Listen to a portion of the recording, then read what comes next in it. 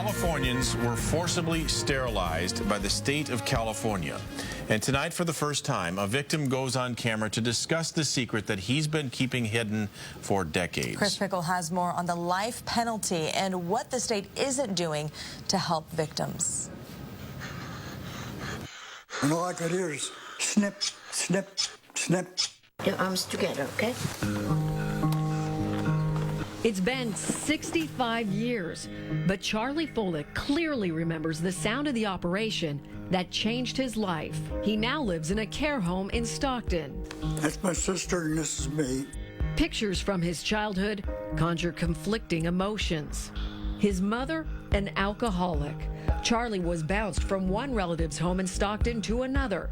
His parents divorced when he was young. And my mother and my dad used to fight all the time. Don't fence me in. At age 12, without explanation, he was institutionalized at the Sonoma State Hospital. I used to sit out in the middle of the field all day long singing that song. Its name since changed to Sonoma Development Center.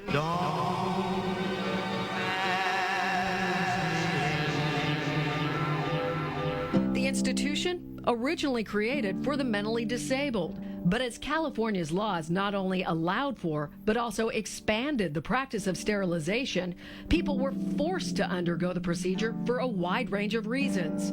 Premarital sex, truancy, being so-called dim-witted. Children were even sent here for masturbating. And all I could hear is snip, snip, snip. Charlie became one of the more than 20,000 Californians sterilized between 1909 and 1964. Well, I felt helpless because I was on the table there and couldn't do anything about it. He was only 15 years old. Felt like they were pulling the whole insides out. Eugenics is now history, but it's a chapter of California's past that's uncomfortable for many to discuss. I think for the victims, we can call them victims themselves, I think there's a lot of shame associated with that. UC Davis history professor Miroslava Chavez Garcia has an upcoming book which includes the use of eugenics on boys in reform schools. It was a way to identify those who they believed to be unfit, that they believed that was contaminating the society. Sound familiar? The idea of a pure society did not begin with Adolf Hitler. Incredibly, Hitler was heavily influenced by California's eugenics program. California was manipulating its gene pool. There was no medical reason for Charlie to have the operation. The state may have wanted to prevent him from passing on his mother's alcoholism. But Charlie believes that the reason was more painful, that his mother wanted revenge against her ex-husband, Charlie's father. Her way, by having me sterilized, that cuts his name off right now. The operation kept him from passing on the family name and doomed his adult relationships. Now, there's 2 or 3 girls that I was going with, but then as soon as I found out I couldn't have children, well, they took off. Eventually, he started hiding the truth. But she wanted the child so darn bad it was pitiful.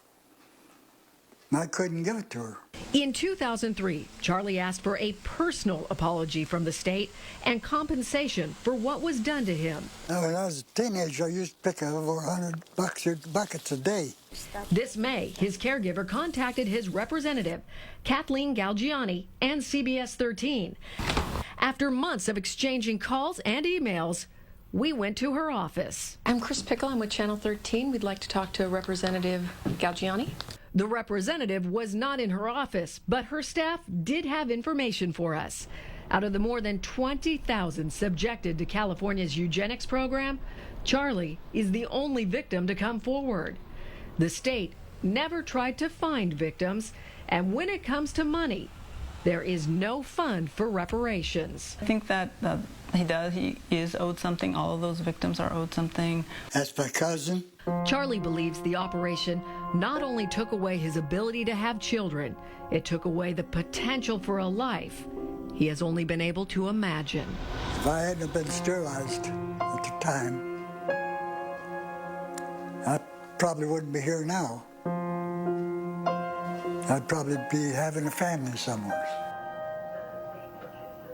And in 2003, California issued a blanket apology to all the victims. A resolution reading, "The state of California expresses its profound regret over the state's past role in the eugenics movement and the injustice done to thousands." But for Charlie, this just isn't enough. He wants to be acknowledged as an individual, that what happened to him was wrong.